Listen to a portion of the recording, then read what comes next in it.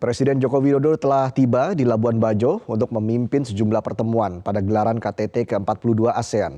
Persiapan pun disebut telah rampung dan tinggal melaksanakan acaranya saja. Informasi selengkapnya akan disampaikan jurnalis Media Group Network Cicilia Sinabariba langsung dari Labuan Bajo, Nusa Tenggara Timur. Cicilia, apa saja tadi hal yang disampaikan Presiden Jokowi saat tiba di Labuan Bajo? Ya, tadi Presiden Joko Widodo mengungkapkan bahwa seluruh persiapan memang telah rampung sepenuhnya. Persiapan yang dimaksud untuk gelaran KTT ke-42 ASEAN di Labuan Bajo ini baik itu persiapan dari segi venue ataupun lokasi.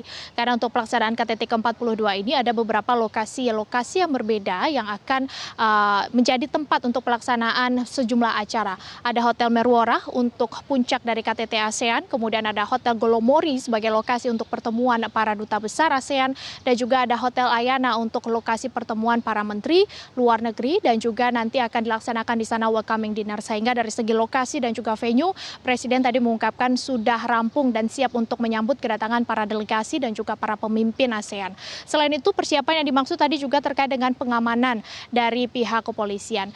Presiden tadi juga mengungkapkan bahwa sebenarnya ia tidak ragu lagi terkait dengan persiapan ini, karena beberapa waktu yang lalu ia juga sudah sempat langsung meninjau kesiapan ini bersama dengan Menteri Luar Negeri Retno Marsudi.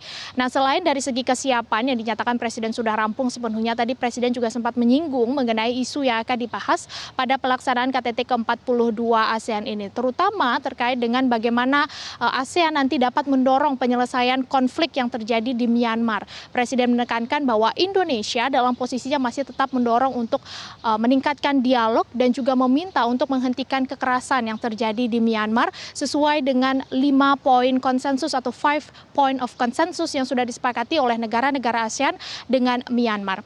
Presiden tadi juga mengungkapkan yang akan dibahas terutama juga mendorong untuk penyelesaian tindak pidana perdagangan orang atau TPPU. Nah, Reza dan juga pemirsa, sejauh ini informasi yang sudah kami dapatkan, pemimpin negara ASEAN yang nanti akan menghadiri ASEAN ini atau KTT ini sudah ada 8 pimpinan ASEAN ditambah dengan 1 Perdana Menteri dari Timor Leste dan juga 1 Sekjen ASEAN. Namun untuk 8 pimpinan ASEAN ini nanti dari Myanmar akan diwakili oleh non-politic representation atau perwakilan non-politik di Myanmar. Sementara dari negara Thailand karena masih ada proses pemilu di sana, sehingga nanti yang akan hadir adalah Deputi Perdana Menterinya. Selain itu juga dari delegasi, sejauh ini ada 700 delegasi yang akan mengikuti KTT ke-42 ASEAN ini, dan pantauan kami di Labuan Bajo sejak beberapa hari ini sudah banyak delegasi-delegasi dari negara ASEAN yang tiba di Labuan Bajo dan sudah menginap di sejumlah hotel yang disediakan di sini. Reza. Ya, lalu Cicilia, seperti apa situasi pengamanan di Labuan Bajo saat ini? Untuk pengamanan sudah sepenuhnya diserahkan kepada TNI Polri, Reza dan juga pemirsa, ini tergabung dalam Operasi Komodo 2023. Kemarin sudah dilakukan apel bersama untuk pelaksanaan Operasi Komodo 2023 ini, dan pengamanan dilakukan secara sinergi, baik itu di darat, laut maupun di udara. Di darat dilakukan dari segi rekayasa lalu lintas untuk mengantisipasi kemacetan, kemudian dilakukan bagaimana nanti pengawalan para delegasi dan juga pimpinan negara dari bandara menuju ke lokasi acara ataupun ke hotel tempat mereka menginap.